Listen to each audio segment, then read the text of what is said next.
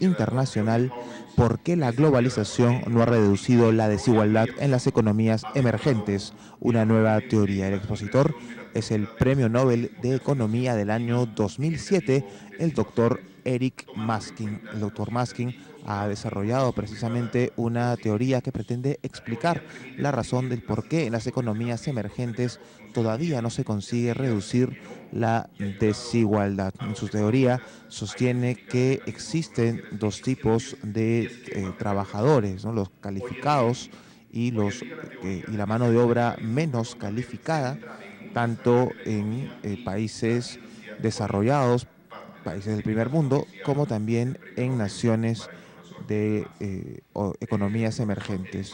Y precisamente la globalización ha permitido que los trabajadores mejor capacitados de las economías emergentes tengan la posibilidad de trabajar con los menos capacitados, pero de países desarrollados, lo cual ha dejado quizás un poco abandonados al sector de trabajadores menos calificados de naciones en vías de desarrollo.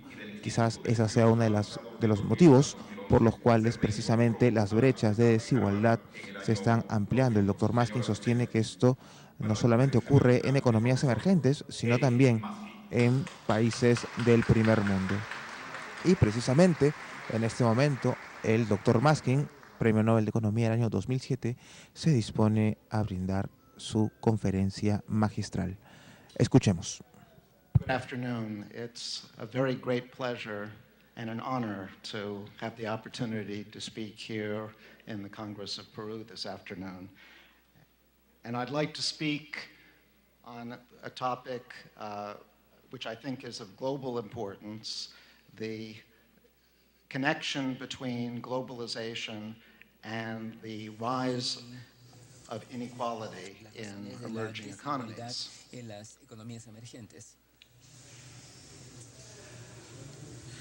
I'm sure I don't have to convince you that there's been an enormous increase in globalization over the last 20 or 25 years, which means that 25 años, lo que significa que ahora vemos muchísimo más comercio de bienes y servicios a través de las fronteras internacionales. También vemos que hay una mayor producción que involucra esfuerzos e iniciativas internacionales. Es precisamente el lado de la producción el que quiero tratar dentro de unos minutos. Las razones para este incremento de la globalización son muchas y ha habido una reducción en los costos del transporte. Tal vez más importante aún sea la disminución de los costos de la comunicación. Ahora es prácticamente gratuita. La comunicación es prácticamente gratuita. Comunicarse con la gente al otro lado del planeta. Y también ha habido una disminución en las barreras al comercio. La globalización nos ha prometido muchas cosas. Sus partidarios nos dicen que va a resolver todos los problemas económicos del planeta y en particular sus partidarios sostienen que va a crear prosperidad para las economías emergentes.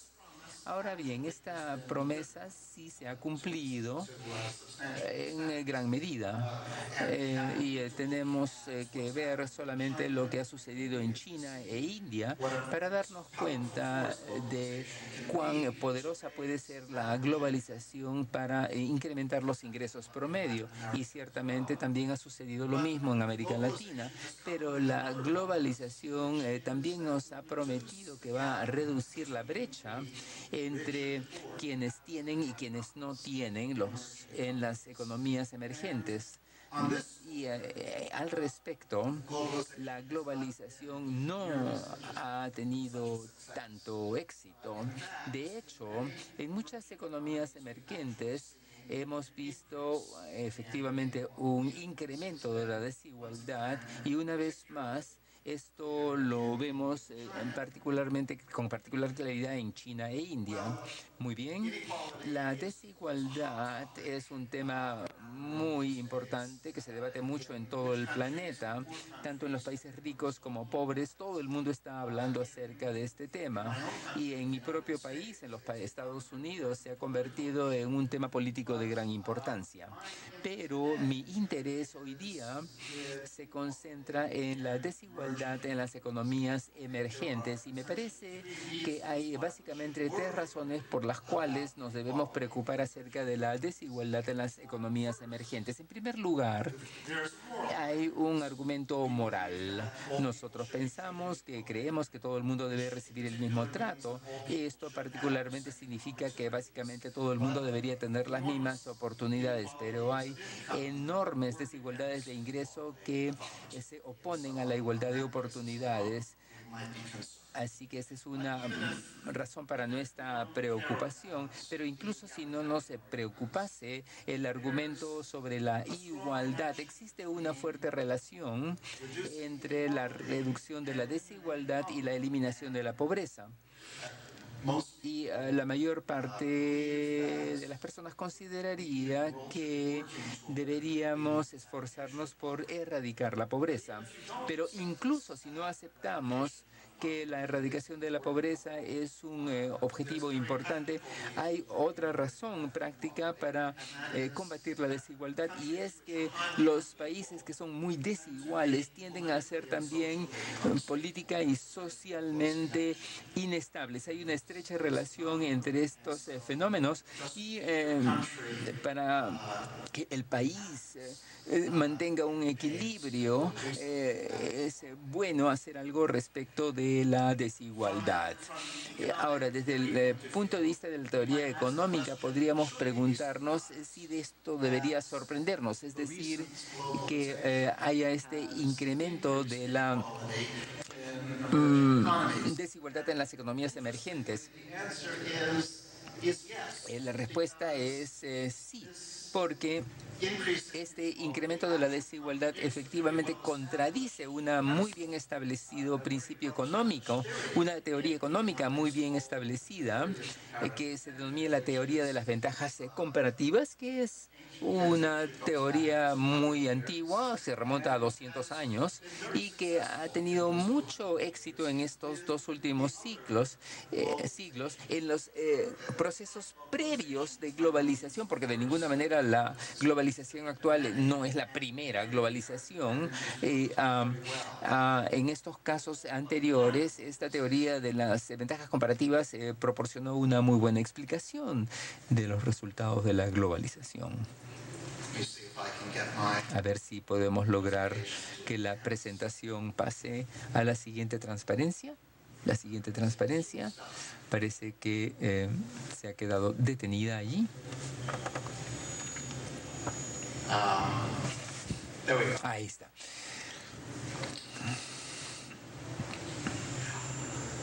Debido a que la teoría de las ventajas comparativas ha sido tan importante en el pasado, quisiera dedicarle un par de minutos para explicar por qué esa teoría predice que la desigualdad vendría disminuyendo. Esta teoría se basa en la idea que las importancias significativas entre los países residen en las capacidades de su fuerza laboral. Imaginemos que hay dos tipos de trabajadores, los muy capacitados y los poco capacitados. Y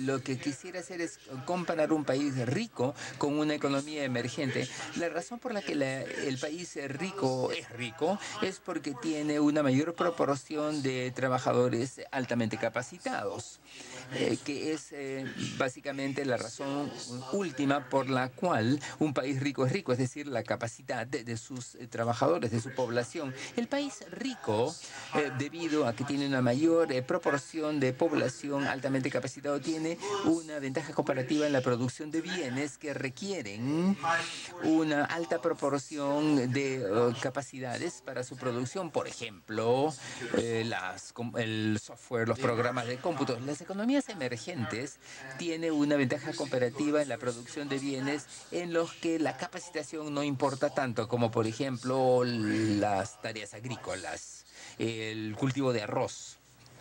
digamos. Y para comprender el efecto de la globalización en la desigualdad desde el punto de vista de la teoría de las ventajas comparativas, quisiera que demos una mirada a la producción y a los salarios antes de la globalización, es decir, antes de que el país rico y la economía pobre pudiesen intercambiar comercialmente, y lo que sucede después de la globalización, es decir, la diferencia en la desigualdad antes y después que puede atribuirse a la globalización.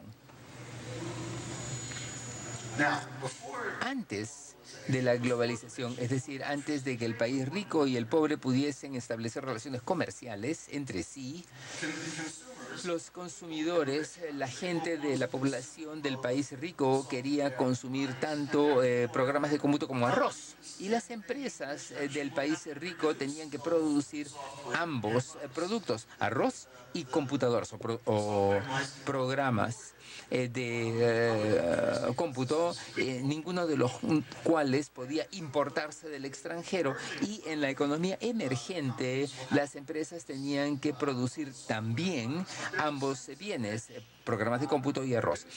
Pero básicamente la producción de programas de cómputo en las economías emergentes es ineficiente, porque la fuerza de trabajo de la economía emergente, como tiene una mayor proporción de trabajadores poco calificados, está mejor dotada para la producción de arroz. Y los trabajadores poco capacitados en la economía emergente sufren el perjuicio de la producción de software en su país, porque no va a haber gran necesidad del software, no va a haber gran necesidad ni demanda para los trabajadores, y se necesita más bien más mano de obra para producir arroz. Y si la producción se deriva del arroz a los programas de software, la demanda de la fuerza de trabajo capacitada, poco capacitada, va a disminuir, y de igual manera va a haber una gran presión hacia abajo de los salarios para los trabajadores poco capacitados. Ahora supongamos que después de la globalización el país rico y el pobre pueden comerciar entre sí, lo que significa que el país rico ya no tiene que producir arroz, pueden concentrarse en los programas de cómputo e importar el arroz del país pobre. Y la economía pobre puede hacer lo opuesto, puede transformar su producción asignando recursos a la producción de arroz e importar los programas de software de la economía emergente. ¿Cuál va a ser el efecto en la economía emergente y sus trabajadores? El cambio hacia el arroz significa que va a haber un aumento de la demanda de trabajadores poco capacitados, y por tanto sus salarios van a aumentar. Simultáneamente, no se necesita gran capacitación para la producción de arroz, así que los salarios van a disminuir y se va a disminuir la desigualdad. O sea que lo que acabo de describir es el argumento clásico según el cual la teoría de las ventajas comparativas, que explica por qué la globalización reduce la desigualdad, y eso ha funcionado durante 200 años, pero ya no tanto últimamente. Una de los éxitos más importantes se produjo en la segunda mitad del siglo XIX, que fue también un periodo de globalización en el que el comercio entre Europa y América del Norte se incrementó dramáticamente debido a la disminución de los costos de transporte marítimo. Europa tenía una abundancia relativa de mano de obra relativamente poco capacitada, contrariamente a los Estados Unidos, había mano de obra capacitada en mayor proporción. El comercio entre Estados Unidos y Europa se incrementó dramáticamente y disminuyó la desigualdad en Europa. Pero la globalización ha tenido menos éxito, la teoría de las ventajas competitivas ha tenido menos éxito últimamente en el caso de la globalización más reciente, porque según esta teoría de las ventajas competitivas, mientras mayor sea la diferencia entre dos países, Es decir, mientras mayor sea la diferencia entre las proporciones de capacitación entre dos países, va a haber más comercio. Pero esa predicción no se ha sostenido, por ejemplo, cuando hablamos de los países más pobres del África, que aún ahora siguen comerciando relativamente poco con el resto del mundo. Y también la teoría predice que va a haber una disminución de la desigualdad en las economías emergentes. Acabo de presentar el argumento, pero eso no ha sucedido. Más bien vemos un aumento de la desigualdad. Así que, motivados por estos problemas que plantea la teoría de las ventajas comparativas, un colega mío, Michael Kramer, y yo mismo hemos tratado de desarrollar una teoría alternativa y pasemos un par de minutos describiendo esta teoría alternativa. De acuerdo a esta teoría alternativa, la esencia de la globalización actual es la internacionalización de los procesos de producción. Un buen ejemplo es lo que está sucediendo con las computadoras. Las computadoras generalmente se diseñan en un país, por ejemplo en los Estados Unidos, pero la programación, el software se desarrolla en otro país, tal vez en algún país europeo, y la computadora misma se ensambla en un tercer país, de repente en China. Y tomo las computadoras como un ejemplo, pero hay muchos otros ejemplos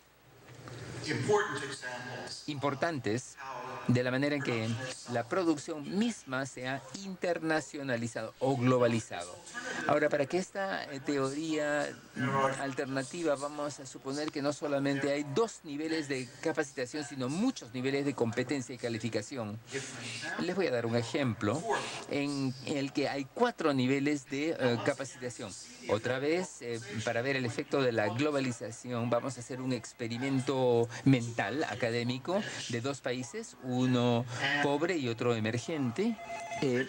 Y el país rico, una vez más, es rico porque cuenta con trabajadores de mayor capacitación. Los 4 niveles de capacitación que tenemos en nuestro ejemplo son A, B, C y D, de manera que el país rico tiene niveles de capacitación A y B, y la economía emergente tiene los niveles de capacitación C y D, donde A es mayor que B, B mayor que C y C mayor que D. Así que esta es la razón por la que el país rico es rico y la economía emergente es pobre.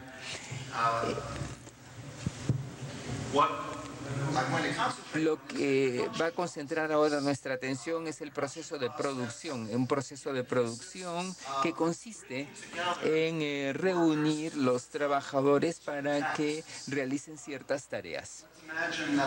Imaginemos que hay 2 tareas diferentes que deben realizarse para la producción. Hay una tarea gerencial que es muy sensible a los niveles de capacitación y una tarea subordinadas que son menos sensibles al componente de capacitación. El producto resulta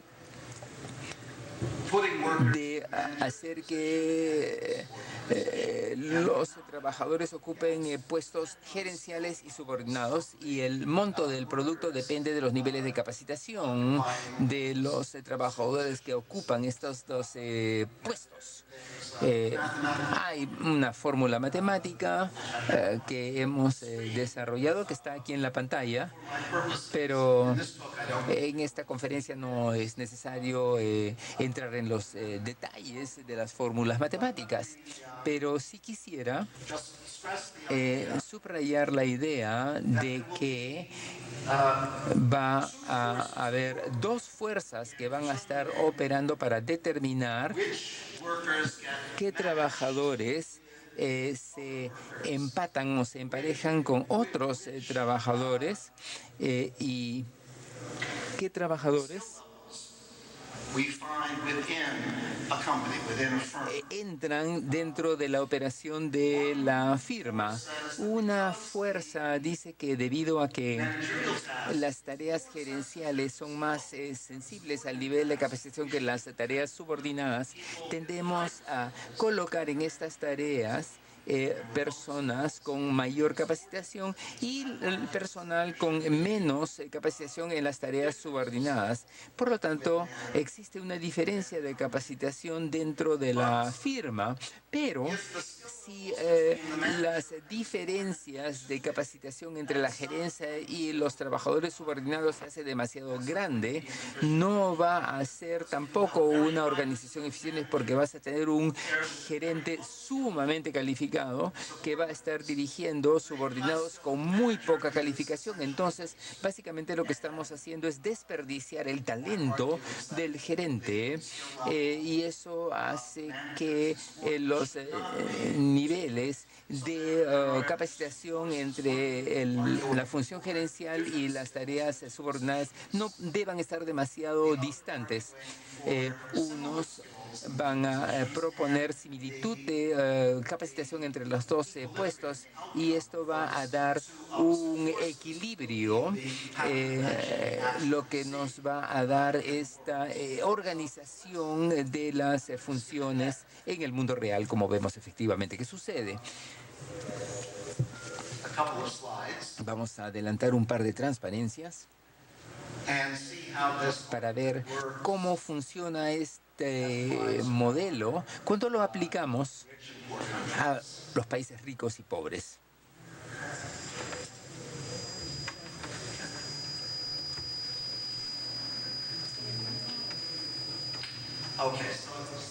Entonces, como les mencioné, el país rico tiene niveles de capacitación A y B y la economía o los países emergentes tienen niveles de capacitación C y D. Antes de la globalización,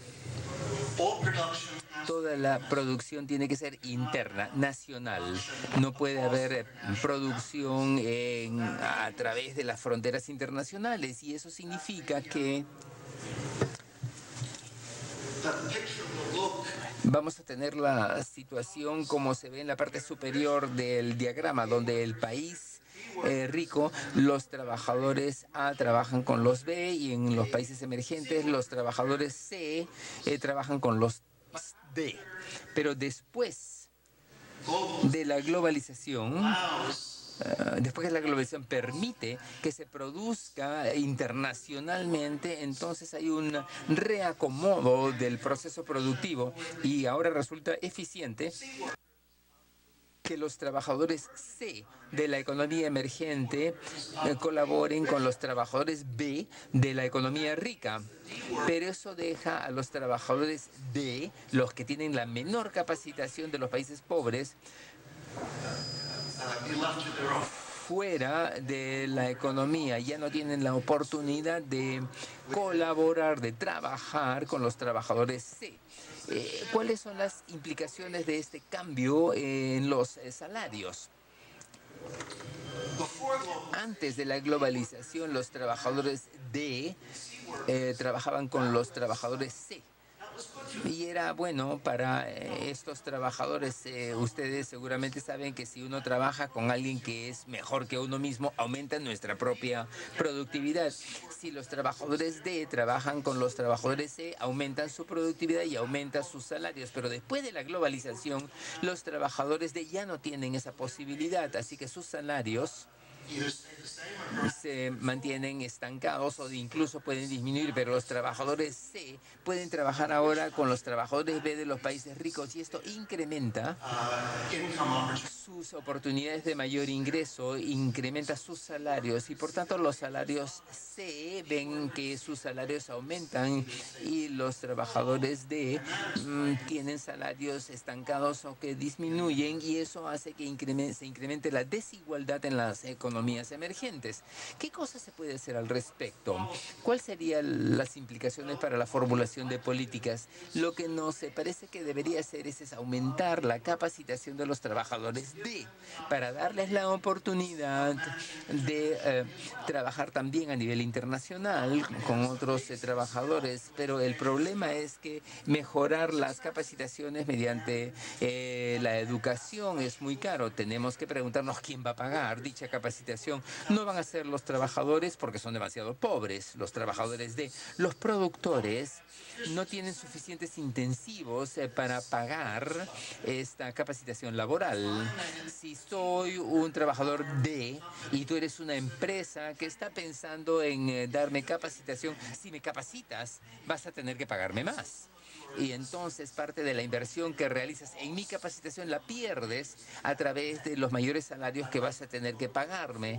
Y de repente yo me voy a trabajar con la competencia y entonces pierdes completamente la inversión que has realizado en mi capacitación. Entonces los productores probablemente no tengan suficientes incentivos para reducir la desigualdad mediante la capacitación laboral por sí mismos. Hay que darles incentivos adicionales y ahí es donde interviene un tercero que pueden ser los gobiernos. Los gobiernos pueden invertir en la educación. Es una solución importante para este problema. El gobierno puede invertir también en subsidiar la capacitación laboral. No tiene que ser el gobierno nacional, puede ser también hacerse a través de la asistencia extranjera, los gobiernos del exterior. La cuestión es que alguien tiene que hacerlo, porque el problema no se va a resolver solo. Este es un caso en el que el mercado no resuelve el problema de la desigualdad si no hacemos nada al respecto. Así que, en conclusión, la lección que sacamos no es que tengamos que detener la globalización, porque incluso si pudiésemos detener la globalización, eso sería un gran error, porque como estábamos diciendo al principio, la globalización efectivamente ha creado prosperidad para muchas economías emergentes porque ha aumentado los ingresos promedio. Lo que sí se puede hacer es actuar de manera que se distribuya los beneficios de la globalización de una manera más equitativa y permitiéndose así que los trabajadores muy poco capacitados, los trabajadores del modelo, puedan beneficiarse de los frutos de la globalización también. Y con esa observación quiero concluir y agradecerles por haberme escuchado esta tarde. Muchas gracias.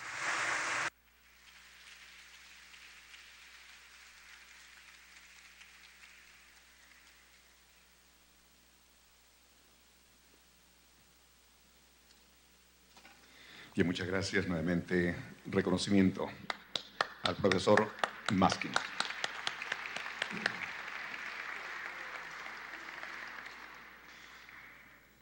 Bien, a esta altura de la programación quiero invitar al licenciado Jimmy Reinaga para, como moderador, conducir el debate. No debate, sino una exposición de los señores panelistas. Queremos saludar la presencia del señor congresista Mauricio Mulder, que nos acompaña en esta conferencia magistral. Bien, el señor Reinaga, licenciado, por favor. Bien, como lo he mencionado, a continuación vamos a tener el panel de expertos para comentar la magistral exposición que nos ha ofrecido el profesor Eric Maskin. Para tal efecto, tenemos la presencia del máster Carlos Anderson Ramírez. Él actualmente es presidente del Consejo Directivo del Centro Nacional de Planeamiento Estratégico, CEPLAN. Es máster en Economía de la Universidad de Londres. Tiene estudios de doctorado en Historia Económica en la London School of Economics y cuenta con estudios de Economía en la Universidad del Pacífico. También contamos con la presencia de la máster Arlette Beltrán Barco. Ella es investigadora principal del Centro de Investigaciones de la Universidad del Pacífico. Es Master of Arts in Economics por la Universidad Georgetown y Lades, Chile, y es licenciada en Economía por la Universidad del Pacífico. Se ha desempeñado como vicedecana de la Facultad de Economía de la mencionada universidad. Cada uno tendrá un tiempo de 10 minutos para desarrollar sus comentarios. Y para la réplica de los comentarios del panel tendremos la intervención del profesor Eric Maskin, Premio Nobel de Economía 2007, por un tiempo de 20 minutos. A continuación, damos paso a los comentarios del máster Carlos Anderson Ramírez, quien tiene 10 minutos para ello. Adelante, por favor.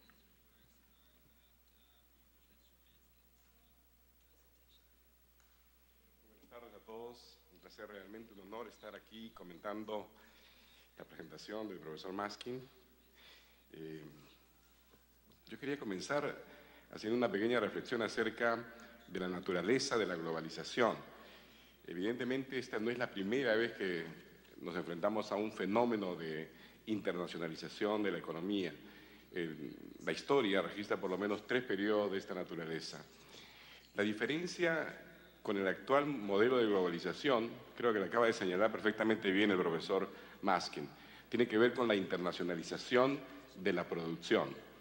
A mí me gusta siempre señalar esto. Este es un iPhone. Este iPhone tiene 116 componentes, si más no me equivoco, y son fabricados en 112 países. Las tierras raras con las que se hace el material están en África. El diseño, la concepción se ha hecho en Estados Unidos. La puesta, ¿no? La fabricación final se hace en las fábricas de China, en Brasil, en México. Es decir, la producción ha cambiado de manera fundamental su razón de ser.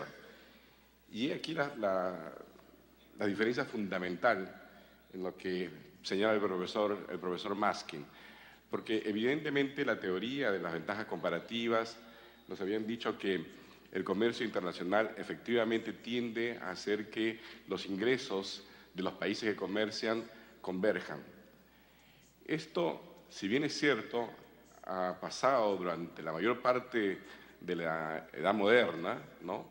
En los últimos años no se ha dado necesariamente en todo lugar. Ya hemos visto, como ha dicho también el profesor Maskin, un deterioro de la distribución del ingreso, para comenzar en países del norte, en los Estados Unidos, en el resto, en Europa, etcétera, ¿no?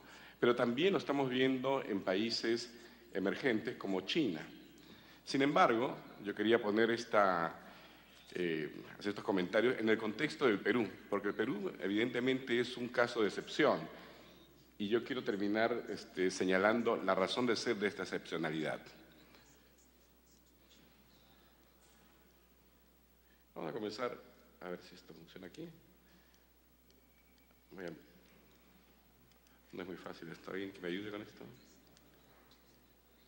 ¿A dónde tengo que apuntar? Ah, allá. Ah, ok. ¿Tampoco? A ver. Perfecto. Entonces, el profesor Maskin acaba de señalar la diferenciación entre lo que significa globalización y le da 2 énfasis, ¿no? Uno, al tema del comercio de bienes y servicios, donde el Perú evidentemente participa y participa cada vez más, como vamos a ver a continuación. Y el otro, el más importante, que es lo que está detrás de su teoría, es la globalización desde el punto de vista de los procesos de producción. En el caso del Perú, veamos. En el caso del Perú, la globalización ha coincidido con un crecimiento importante de la economía, tanto a nivel global como a nivel del Producto Bruto por persona, el per cápita, ¿no? Y este crecimiento ha coincidido con un grado importante de apertura de la economía, como lo pueden ver en este gráfico, es decir, a mayor apertura, mayor crecimiento del PBI per cápita, lo cual iría, por supuesto, a contrapelo de lo postulado en este paper del profesor Maskin. Ahora, no solamente, no sé qué le pasa a esto, ¿sí? A ver. No solamente la globalización está relacionada con el crecimiento del producto, sino que además también ha venido acompañada de una mejora en la distribución del ingreso según se mide por un indicador llamado el coeficiente de Gini. Como lo vemos, a mayor nivel de apertura, también menor nivel del coeficiente de Gini, es decir, mejor distribución del ingreso. Ahora, ¿qué explica el hecho de que efectivamente en el caso del Perú no se den las condiciones que señala el profesor Maskin? Bueno, tiene que ver con la naturaleza de nuestra inserción en la economía global. Nosotros nos insertamos básicamente a través de la exportación de materias primas, ¿no?, tradicionales, como le llamamos, que no tienen necesariamente un grado alto de producción internacional, con excepción quizás de ciertas actividades mineras. Perdón. Ahora, pensando así también rápidamente, el gran reto que tenemos nosotros como país es integrarnos de manera diferente, de manera moderna a la economía internacional. Eso implica participar de las cadenas de valor internacional, mayores, ¿no? Pero para poder hacerlo, vamos a tener que cambiar de manera sustantiva nuestra propia estructura productiva, la cual en los últimos 50 años realmente no ha cambiado, como está en este gráfico. En el 50 y en el 70, la agricultura, pesca, minería, petróleo significaba el 20%, hoy en día sigue significando el 20%, ¿no? Los servicios significaban el 59%, hoy día 57%, es decir, medio siglo y la economía peruana sigue siendo en su estructura básicamente la misma.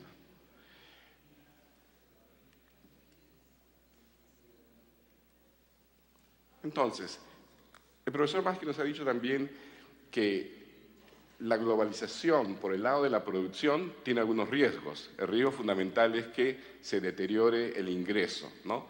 Esto significa que a medida que el Perú camine hacia una integración más completa, más compleja, ¿no?, con cadenas de valor, ya sean regionales o multinacionales, probablemente también suframos las consecuencias de un deterioro en el ingreso, en la distribución del ingreso, que ya de por sí es bastante mala en el caso del Perú, a pesar de su mejora de las últimas década y media. Entonces, las recomendaciones de política que da el profesor Maskin también son bien claras, ¿no? En el caso de aquellos países donde ya se verifica el deterioro, él dice capacitación y educación de aquellos trabajadores con menores habilidades. En el caso del Perú, que todavía no participamos, pero estamos buscando participar de esa nueva economía, evidentemente tenemos la posibilidad de hacerlo de manera preventiva, ¿no? Como digo aquí, realmente, sí, un minuto nada más. Las conclusiones importantes de este paper, ¿no?, son, primero, no cabe duda que era necesario revisar la teoría del comercio internacional basada en las ventajas comparativas, porque simplemente ya no explicaban todo el fenómeno. En segundo lugar, es importante destacar que el Perú hasta ahora se había integrado benignamente, ¿no?, a la globalización, pero con productos de poco valor agregado. En tercer lugar, que una integración más valiosa requiere que el Perú se integre a estas cadenas globales de valor, pero para ello va a necesitarse, primero, cambiar la estructura productiva del país, ¿no?, es decir, productos con mayor valor agregado, y por eso es que tenemos un plan de diversificación productiva, atender preventivamente a través del planeamiento estratégico los efectos que puede generar la globalización sobre la desigualdad, ¿no? Es decir, el Perú requiere seguir con una política de desarrollo de habilidades, como una especie de vacuna contra la desigualdad que puede surgir producto de la globalización. Yo quiero agradecerle al que está arriba, al señor, esta oportunidad realmente de poder comentar un artículo, un paper de una persona a la que yo admiro profundamente, el profesor Maskin. Muchísimas gracias.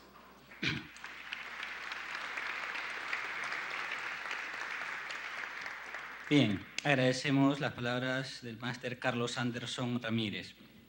Ahora tiene el uso de la palabra la máster Arlet Beltrán Barco. Cuenta igualmente para tal efecto con 10 minutos. Bueno, antes que nada, buenas tardes a todos y a todas. Muchas gracias al CIES por invitarme a participar. y al Congreso de la República por acogernos esta tarde. Tengo, digamos, el honor de poder hacer algunos comentarios a la conferencia del profesor Maskin. Cuando me invitaron a hacerlos, yo realmente dije, bueno, ¿qué puedo comentarle yo al profesor Maskin? Imagínense, ¿no? Y se me ocurrió más bien poner sobre la mesa algunas cifras y algunas reflexiones en torno al Perú, un poco siguiendo la línea de Carlos, ¿no? Espero no repetir algunas cosas, pero sí quería mostrarles, para reflexionar un poquito, alguna información estadística básica del caso peruano.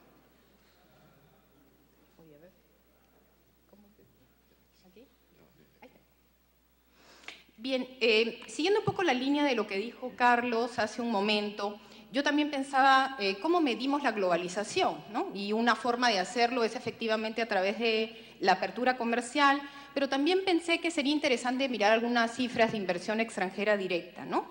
Y en eso, como ustedes pueden mirar en el gráfico, en las barras azules, la inversión que ha venido al Perú, los capitales que han venido al Perú, han estado creciendo sustancialmente en los últimos 12 años, ¿no? Desde una inversión extranjera directa que ha representado menos del 2% del PBI a una inversión que ahora se ha colocado por encima del 6%. No es sorpresa que los capitales hayan venido principalmente para dirigirse a proyectos en minería, en la parte de comunicaciones, en la parte financiera, y que provengan principalmente de capitales de Estados Unidos y España. Y como el profesor Maskin lo dijo al final de su conferencia, necesitamos más bien promover esta globalización, pero aprovecharla eficientemente. Y para promover que estos capitales continúen viniendo y en los sectores claves de la economía, necesitamos hacer una serie de esfuerzos en términos de lo que es reducir las barreras a la entrada, principalmente en términos legales, en términos burocráticos y también en términos de la dotación de infraestructura y servicios básicos que son fundamentales para garantizar una inversión productiva y efectiva, ¿no?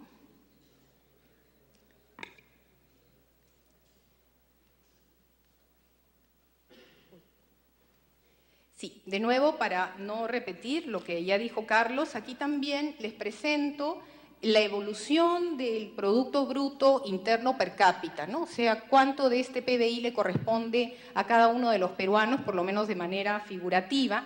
Es la línea roja que, como ustedes pueden ver, ha venido creciendo en los últimos años. Sabemos que hemos experimentado crecimientos bastante elevados, especialmente en los últimos años, aun cuando ahora ha habido una pequeña desaceleración.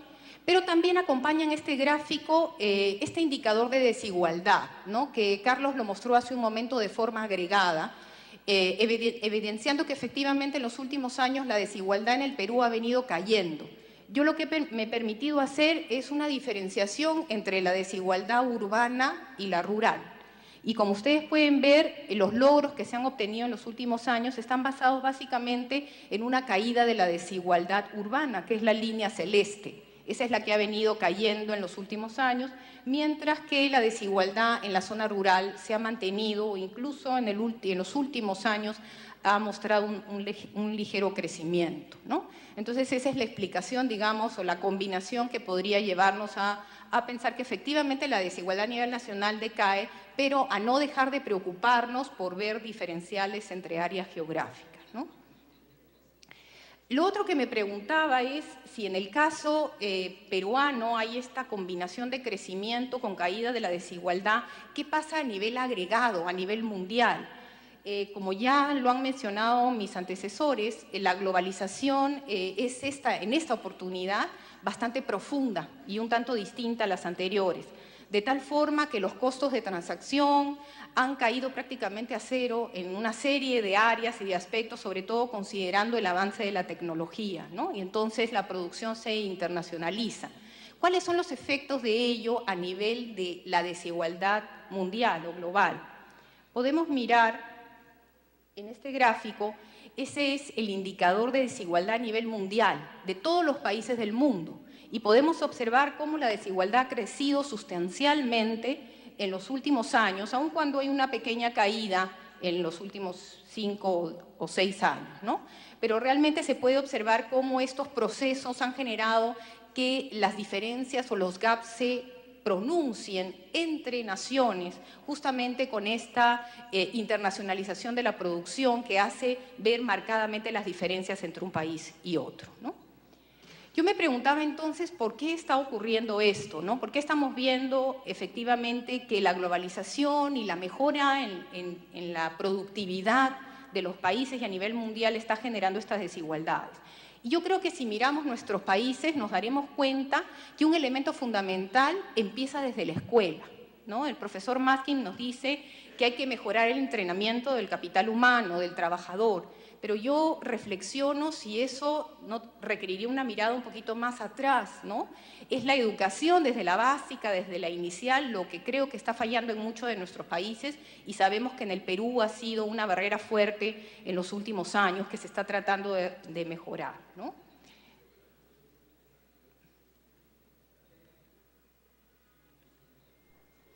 Y adicionalmente al problema de la educación, no solamente de la cobertura, sino también de la calidad, está la informalidad, ¿no? Hay que reconocer que en nuestros países un importante porcentaje del sector productivo es informal. Hay algunas estimaciones de Norman Loaiza y de otros investigadores del Banco Central que indican que más o menos el 60% del aparato productivo en el Perú es informal y que prácticamente un 40% de la población económica activa está en esta condición de informalidad. Todos sabemos qué implica eso, ¿no? Carecer de beneficios sociales, tampoco acceder a la capacitación laboral en las grandes empresas.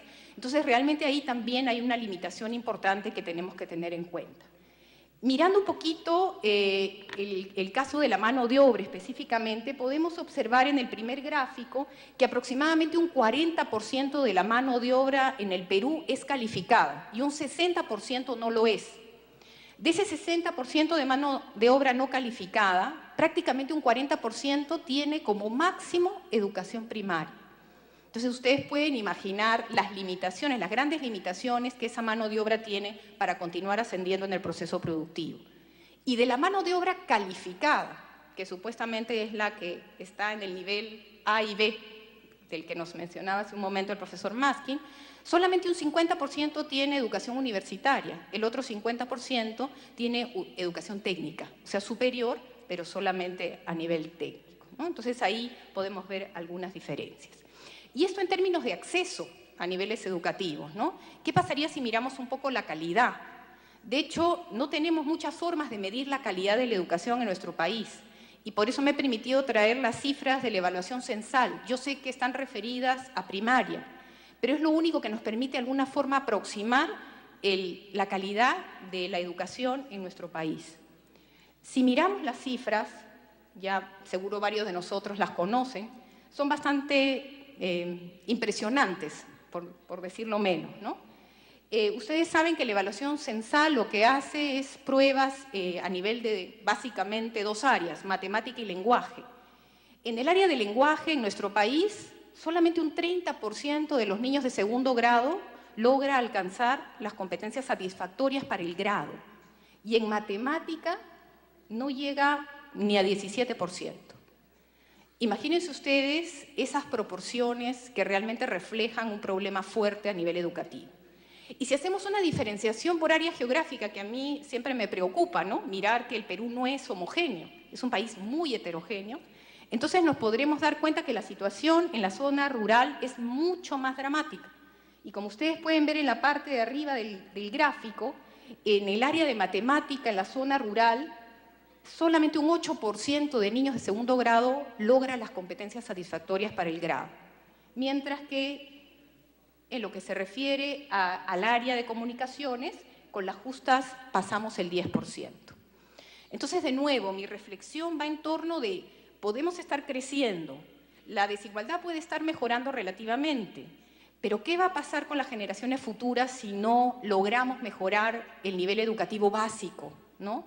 ¿Cómo podemos, digamos, darles una mayor capacitación en el trabajo cuando la base está tan poco sólida como lo estamos viendo aquí? ¿Cuál es la solución? Obviamente ninguno de nosotros tiene la varita mágica y en estos momentos el Ministerio de Educación tiene una serie de programas muy interesantes para poder reforzar la calidad de la educación. Ahí se me ocurren todos los esquemas colaborativos con el sector privado, porque el profesor Maskin se preguntaba quién va a financiar esto, ¿no? Y claro, quizá el privado, por su función de producción, su función de utilidad, de repente no está tan interesado en hacerlo. Pero estos esquemas colaborativos entre el sector público y privado pueden dar muy buenos resultados, ¿no? Ya el Minedu está tentando con estas asociaciones público-privadas en el área de infraestructura, ¿no? Incorporar, digamos, al sector privado para el financiamiento y el mantenimiento de la infraestructura escolar. Pero quizás tendríamos que avanzar hacia esquemas colaborativos un poquito más agresivos, ¿no? Donde el privado también participe en la gestión académica del colegio, aun cuando el financiamiento continúe siendo del Estado y obviamente se garantice la total gratuidad de la enseñanza. El otro aspecto es la educación superior, que también, si miramos las cifras, serían bastante dramáticas, ¿no? Una proporción muy pequeña de la población peruana logra llegar a la universidad. Ahí debo destacar, y ojalá continúen los avances del programa Beca 18, ¿no? Donde efectivamente se está financiando a las poblaciones más pobres para que puedan acceder a la educación superior. Entonces yo creo que los mensajes son globalización sí, promoverla, continuar atrayendo capitales a través de una serie de medidas como las que se han mencionado anteriormente, pero también garantizar la mejora, ¿no? El fortalecimiento del capital humano que va a ser la base de ese crecimiento productivo incorporado dentro de la cadena productiva internacional. Muchas gracias.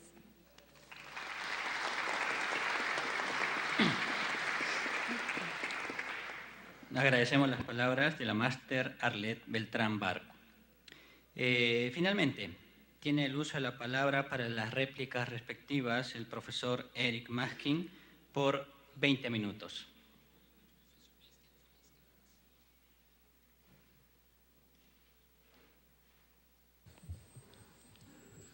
First, I'd like to thank Professors Anderson and Beltran for some profesores very Beltrán y enlightening Anderson por comments. sus comentarios tan iluminadores. Estoy realmente Very far from an expert on muy lejos de ser experto en la economía peruana. Ellos son los expertos en la economía peruana y para mí esto ha sido muy útil y seguramente para ustedes también escuchar acerca de las especificaciones, las peculiaridades de la experiencia peruana, porque como ambos han mencionado ambos profesores, es lógico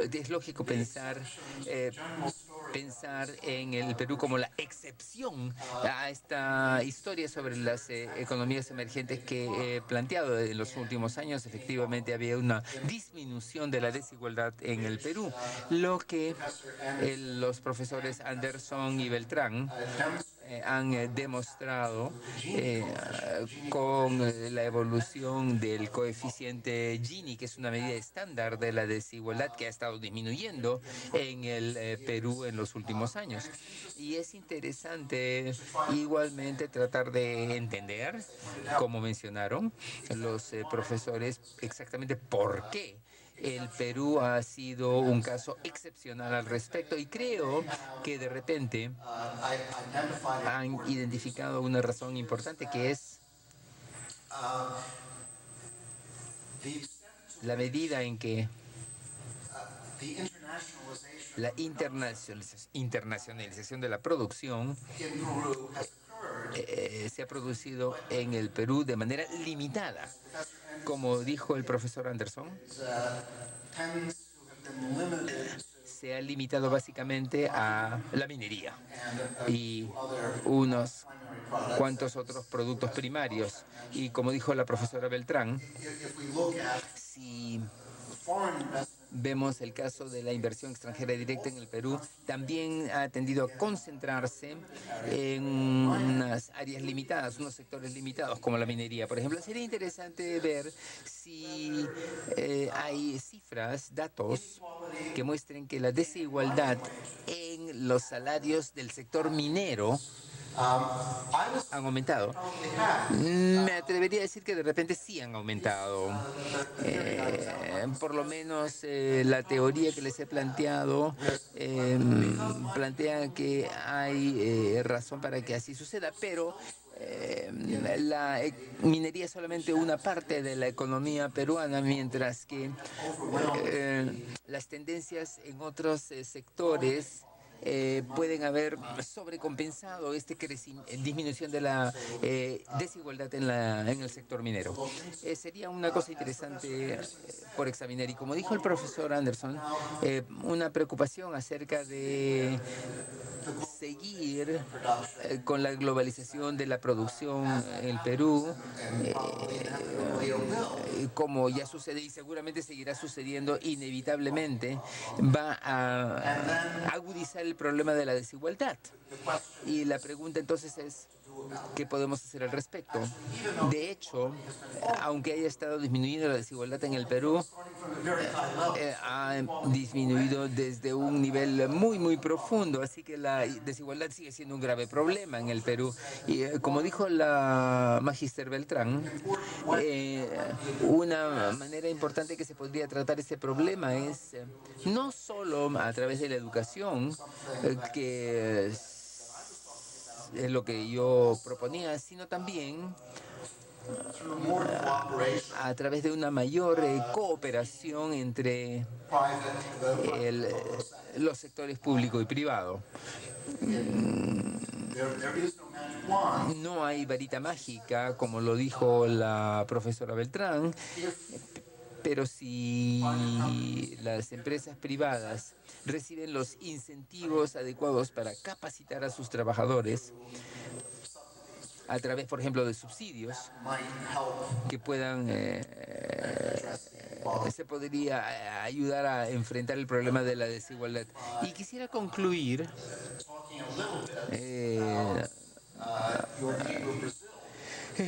conversando con ustedes un poco sobre su vecino del Brasil. Brasil es un país que he visitado varias veces antes y allí he tenido la oportunidad de conversar con funcionarios del gobierno y economistas muy destacados del Brasil. Lo interesante es que, en el Brasil también ha disminuido la desigualdad en los últimos años. Y una explicación de esa disminución de la desigualdad es que hace unos cuantos años se instituyeron las transferencias condicionadas de dinero efectivo, que son transferencias de dinero a las familias pobres a condición de que estas familias manden a sus chicos, a sus hijos al colegio y para que así reciban por lo menos unos cuantos años de educación secundaria. Se trata de un problema que ese es un programa que ya está en marcha durante varios años y parece haber efectivamente dado frutos. En primer lugar, evidentemente, porque ha aumentado la matrícula secundaria, pero también porque ha contribuido a disminuir la desigualdad, porque los que obtienen sus certificados de educación secundaria tienen una mayor capacitación que los que no han obtenido estos certificados para obtener trabajo, para conseguir empleo mejor remunerado. Y sé que en el Brasil, en el Perú también se hacen este tipo de programas y posiblemente con el paso del tiempo también los programas que se están haciendo en el Perú aporten o contribuyen a afrontar el problema de la desigualdad económica que nos causa tanta preocupación a todos. Muchas gracias a los profesores Anderson y Beltrán por sus muy interesantes comentarios a mi ponencia. Muchas gracias.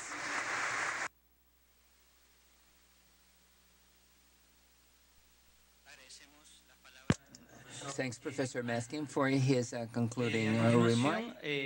Vamos a dar lugar a un comentario final por parte de los panelistas por algunos minutos para redondear la idea. Tiene el uso de la palabra el máster Carlos Anderson Ramírez. Bueno, quizás un aspecto que no había destacado, pero que también se se deduce de los comentarios últimos del profesor Maskin, tiene que ver con que la desigualdad, cuando se da, puede ser revertida con acción pública, ¿no? Es decir, no hay aquí digamos, una ley de hierro que hace que simplemente que sea inevitable el deterioro de la igualdad, ¿no? Porque tenemos la posibilidad de lanzar efectivamente programas educativos, más beca 18, más entrenamiento, o sea, ventajas para que los empleadores puedan darle capacitación a sus trabajadores, etcétera. Pero una vez también dada el deterioro, hay acciones importantes que puede hacer el Estado, como se ha venido haciendo en el país con el programa Juntos, porque al fin y al cabo, a mí me parece bien interesante también que la visión del profesor Maskin, aunque no lo haya planteado de esta forma, también se inscribe dentro de aquellos que piensan que mejorar la inclusión a través de dotar a las personas menos favorecidas, digamos, en una sociedad, tiene también un papel fundamental en el crecimiento, en la capacidad productiva de nuestros países. Así que ahí hay todo un círculo virtuoso que empieza por la educación, como lo dijo bien Arlet, la capacitación y la participación más plena en un mundo globalizado y competitivo como el que tenemos hoy en día. Bien, gracias. Tiene el uso de la palabra la máster Arlet Beltrán Barco. Bueno, solo unas pocas palabras finales. Quizá algo que no mencioné y que tiene que ver también con el hecho de la desigualdad, es que los logros en desigualdad o en reducir la desigualdad que hemos tenido, de hecho, sí son el producto de las políticas sociales que se han implementado en el gobierno. De hecho, el programa de transferencias no condicionadas Juntos, Pensión 65 y otros programas de empleo temporal han sido los responsables, digamos, de esa reducción de la desigualdad. Pero también vemos que hay como unos límites, ¿no? Y que ese tipo de programas generan un alivio, como su nombre lo indica, temporal. Por eso creo que invertir en educación, desde la educación básica y más adelante educación superior y en el trabajo, es la única forma en que efectivamente se van a poder acortar las desigualdades, no solo dentro del país, sino comparativamente con los países de la región y otras partes del mundo. Muchas gracias. Bien, muchas gracias. Agradecemos pues al expositor, al profesor Eric Maskin y a los panelistas por su brillante participación. Gracias. Bien, muchas gracias, señoras y señores. Vamos a recibir a la señora presidenta del Congreso de la República, congresista Ana María Solórzano Flores.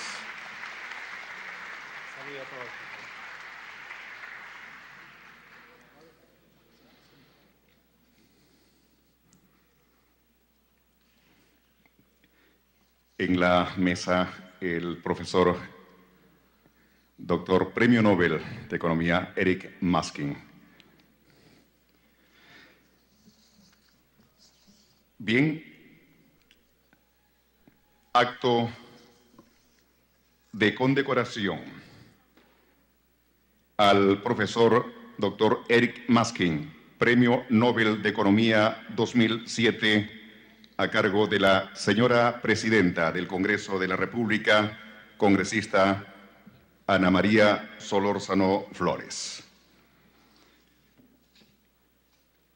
Resolución número 002-2014-2015, considerando que el Consejo de la Medalla de Honor del Congreso de la República del Perú, en su sesión del 22 de octubre del 2014, acordó otorgar la condecoración de la Medalla de Honor del Congreso de la República en el grado de caballero al señor Eric Maskin, Premio Nobel de Economía 2007.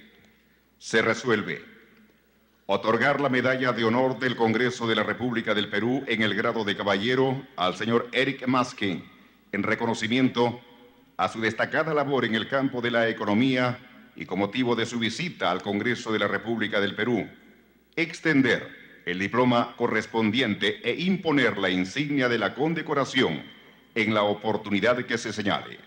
Regístrese, comuníquese y archívese, dada en Lima, en el Congreso de la República, a los 22 días del mes de octubre del 2014. Firmado Ana María Solórzano Flores, Presidenta del Congreso de la República y del Consejo de la Medalla de Honor del Congreso de la República del Perú, y María Lourdes Pía Luisa Alcorta Suero, Presidenta de la Comisión de Relaciones Exteriores del Congreso de la República y Secretaria del Consejo de la Medalla de Honor del Congreso de la República del Perú.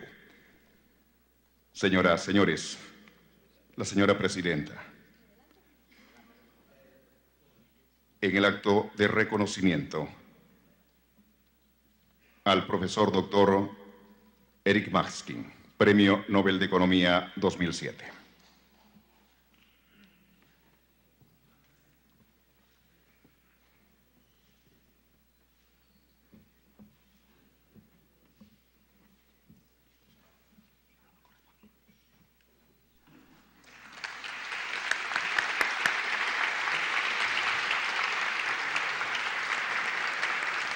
El Congreso de la República del Perú otorga el diploma del Congreso de la República al profesor doctor Eric Maskin, Premio Nobel de Economía 2007, dado en el Congreso de la República del Perú.